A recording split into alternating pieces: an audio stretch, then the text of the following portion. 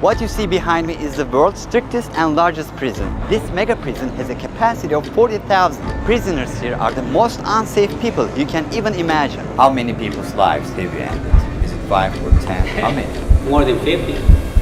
MS-13 and many other gangs. These are animals. These aren't people. They're psychopaths, sociopaths, the kind of people we have here. We are about to see the worst of the worst. Welcome to CECOT, the world's largest prison by capacity in El Salvador, which was constructed to imprison the highest profile criminals. Those who enter this prison are destined never to leave alive. There's no way out. How are you gonna come out of this? The reason why this small country of 6 million needs the largest prison is the gangs. Once dominating the country, these gangs faced a dramatic crackdown starting in March 2022.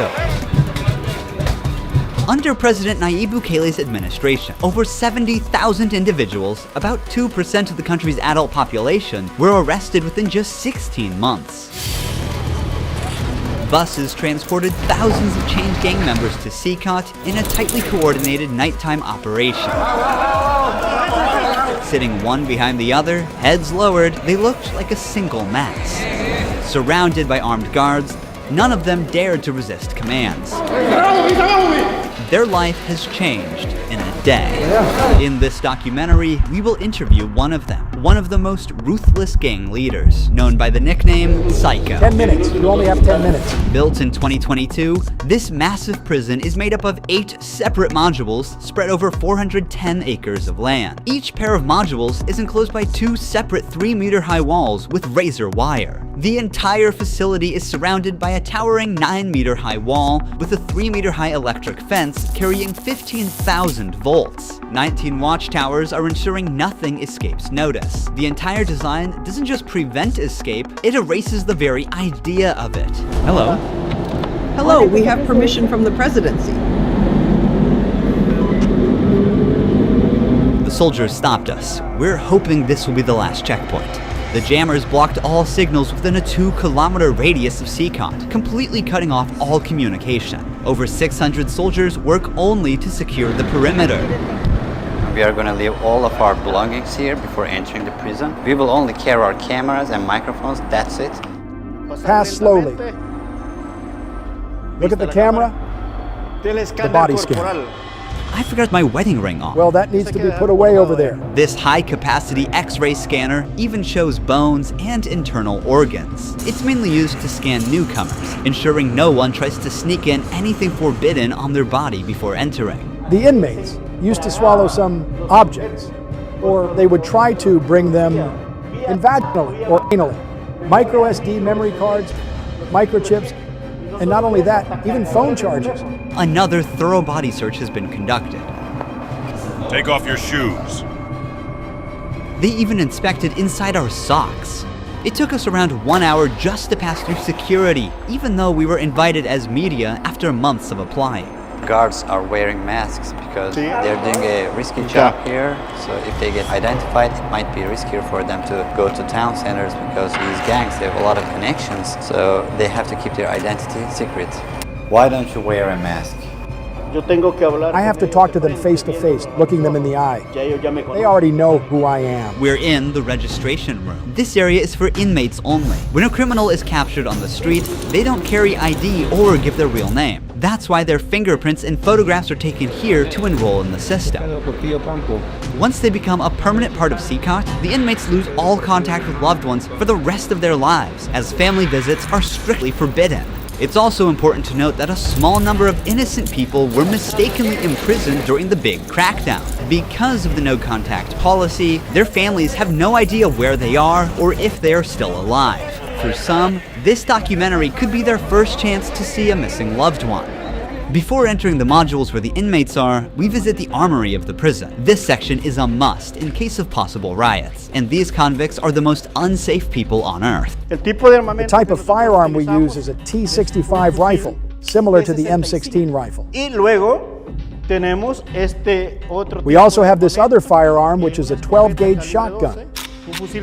A Sig Sauer rifle allows us to maneuver in spaces that are too tight to move. Whenever criminals are arrested and dragged to the bus, various cuffs and chains are used to restrict their movements and minimize the risk of harm to officers. Has there ever been a riot?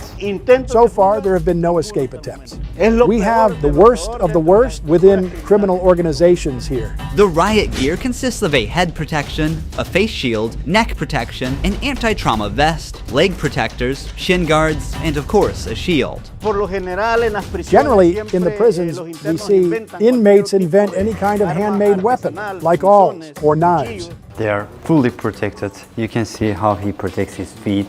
Since this prison is so large, we have to hop on this bus. We are entering the module area. To keep the country safe, 1,000 staff members work inside CECOT. It is impossible, but let's just imagine that an inmate get out of the fortress. These pebbles that you see are put here intentionally because when they walk on these pebbles, it works like an alarm system. It makes a noise, they cannot sneak away. Have they tried to escape? No. Could they try? Difficult, because they would have to go through a series of security rings. CECOT was built with its own infrastructure in an isolated area, including an electrical and sewage system to prevent external interference. In case of an electricity cut or water supply issue, the cisterns and power plants will maintain operations for up to a week. I'm so excited. We're gonna be face to face with the most dangerous criminals in the world. It is pretty tense. We are entering one of the modules now. You are seeing the third and fourth modules next to each other. An offender who enters one of these buildings never exits through these doors. In a few steps, we'll be surrounded by more than 2,500 inmates. It's like stepping in the middle of controlled chaos.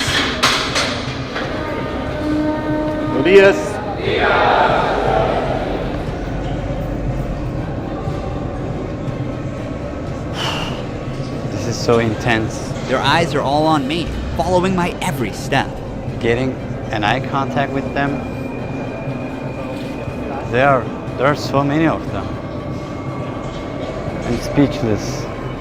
I can't help but feel unease. All of them wear white shirts, shorts, and slippers. They don't have any other belongings. Most are barely out of their early 20s and convicted of serious offenses. Even the most infamous criminals in history have an average of 20 to 30 proven victims. But here, some of the inmates are responsible for hundreds of innocent people's lives. Can I ask the inmates something? No. If you have any questions, I can answer them for you. If they try to communicate with me now, what are you gonna do? I'm not going to allow them. They know from them that subsequently there may be a penalty for not abiding by an instruction.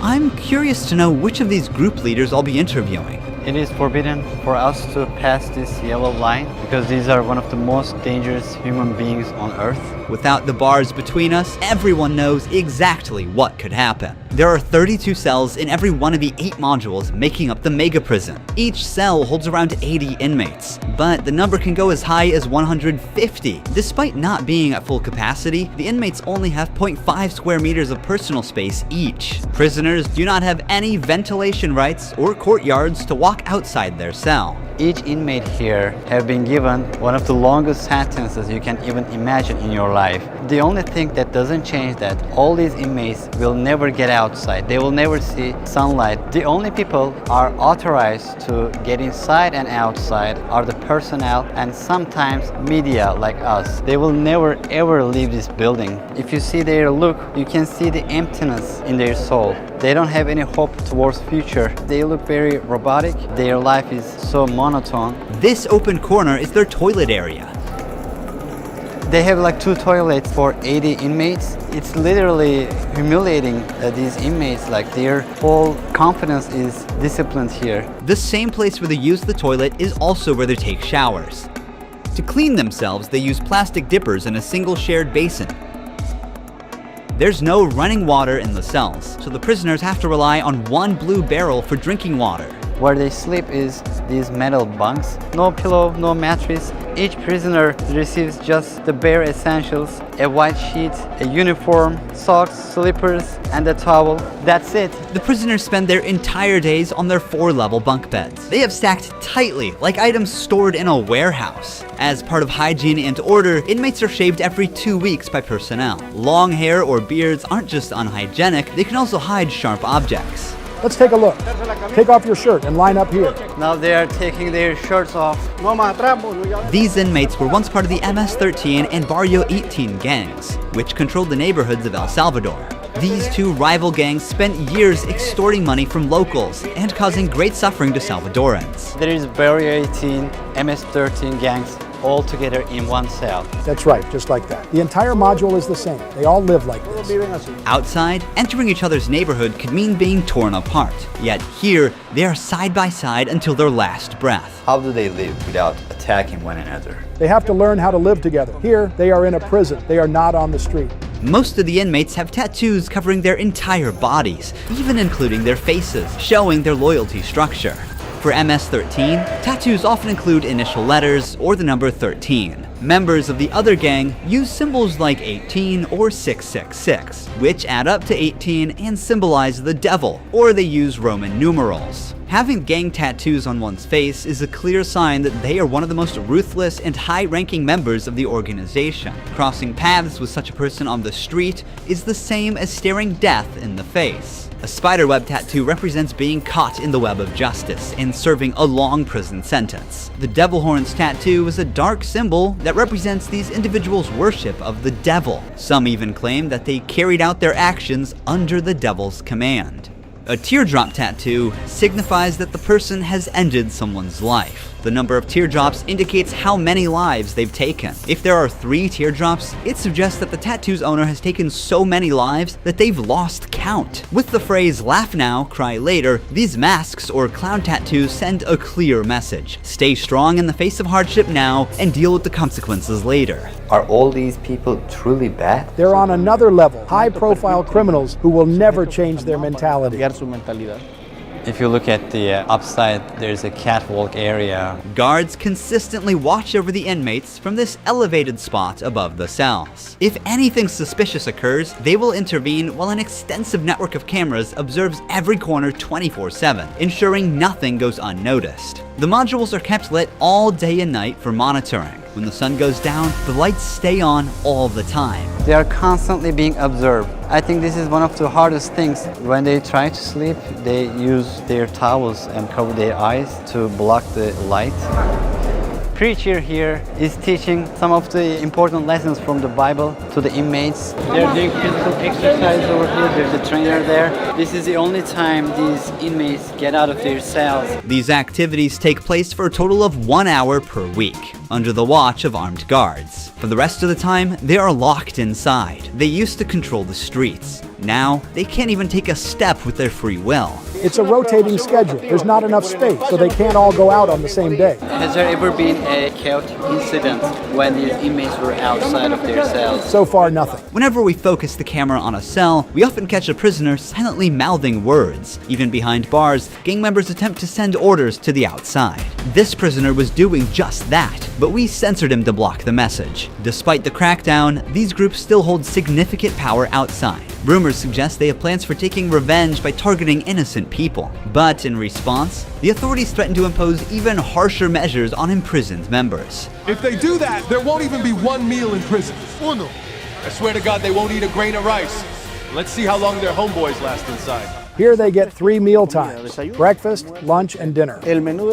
Breakfast is usually beans and rice. For lunch, they get white rice and pasta. And dinner's pretty much the same. The only thing that changes is the drink. There's no nutritious food like chicken or meat. This is the lunch.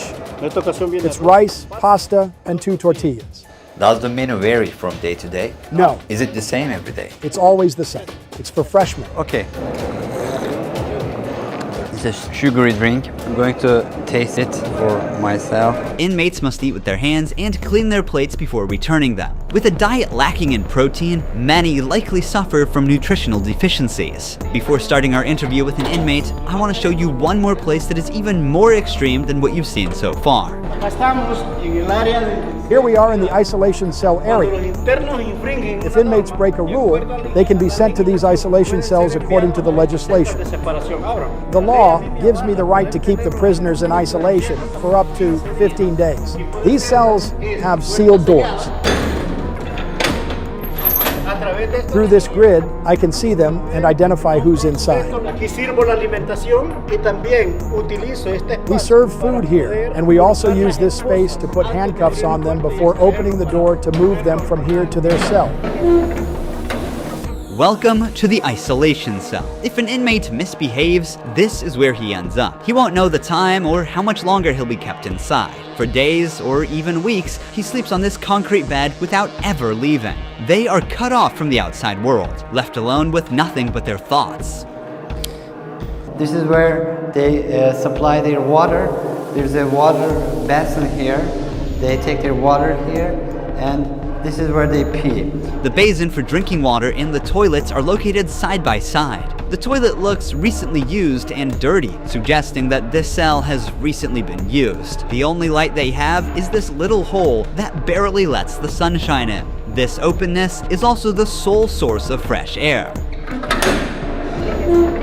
What is the most challenging thing about isolation room according to you? Inside, you don't even see your hands. So when someone is isolated, it is necessary for them to have something, a book, anything, to keep their mind clear. But here, they don't have access to any of that. No matter how tough a criminal is, this kind of isolation breaks them. This is necessary for the type of offenders that we have here. People who once played God by deciding who would live and who wouldn't live deserve the worst punishment. We don't show them mercy. They can ask for forgiveness, and may God forgive them. But here, justice must be served for so many victims, and it's the least they deserve. Now we're going to interview the inmate known as Psycho. He has a 34-year criminal history and has spent the last 25 years as a high-ranking member of an organization. 10 minutes. You only have 10 minutes. 12 guards are barely enough to ensure the safety around this inmate. Remove the mask. What is your name? My name is Marvin Ernesto Medrano Vasquez. How old are you? I'm 41 years old. You don't look 41. You look younger, like 35. That's a good thing that you told me, because I feel old. Can I see your tattoos? MS-13. When did you join this crime organization? In 2004, I started my criminal record since I was 11 years old.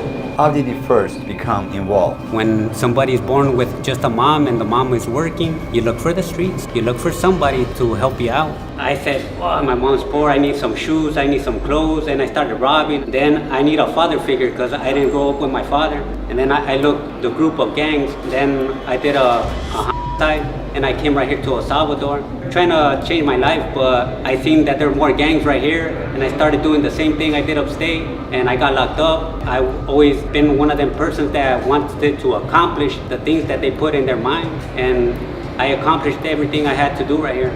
But I'm right here. This is how the devil pays the people.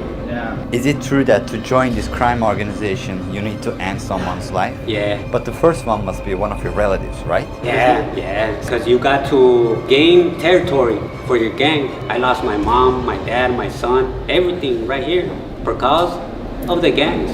When I could be with my family, upstate, the United States, a better life. But, you know, we took wrong decisions, and this is the cause of this. That's why I tell the youth, go to school, listen to your mom, listen to your dad. Don't live this life that we live right here. There's no way out. How many people's lives have you ended? Is it 5 or 10? How many? No, if you talk about what you used to do in the jails after, it probably get a few more than 50.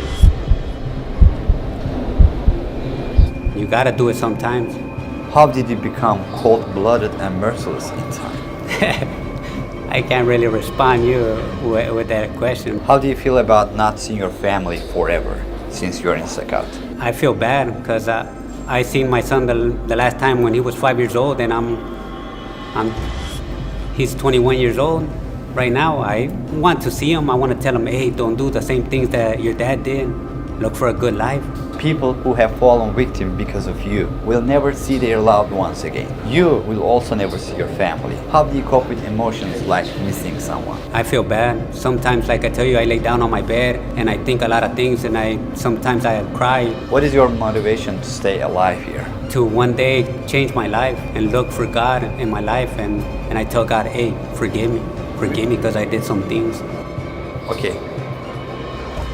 Finally, we see the sunlight. Honestly, CECOT is a place you will never wish to end up in, even as a visitor. But for the people who victimized Salvadorans, it is now their forever home. These criminals took the innocent people's right to live, and now they're paying for it. The Salvadorian government's message is clear. Crime is no longer tolerated and the punishment is severe. El Salvador once had the highest rate of lives lost due to widespread chaos. During its peak, 104 out of every 100,000 people lost their lives in a single year. Previous administrations agreed to a truce with these groups, but this couldn't bring lasting order. Although the current government's methods are controversial, by 2023, the number dramatically dropped to 2.4 per 100,000 people, placing El Salvador among the safest countries in the world for the first time. So far, the results are undeniable. Peace has returned to the neighborhoods. But what about those who were wrongfully imprisoned? Is it true justice or way to control chaos? Are we seeing a lasting solution or just a temporary fix? For now, the answer remains unclear and the world continues to watch. Thank you for watching this documentary. See you in the next one. Don't forget to subscribe. Ruhi Chenet was here.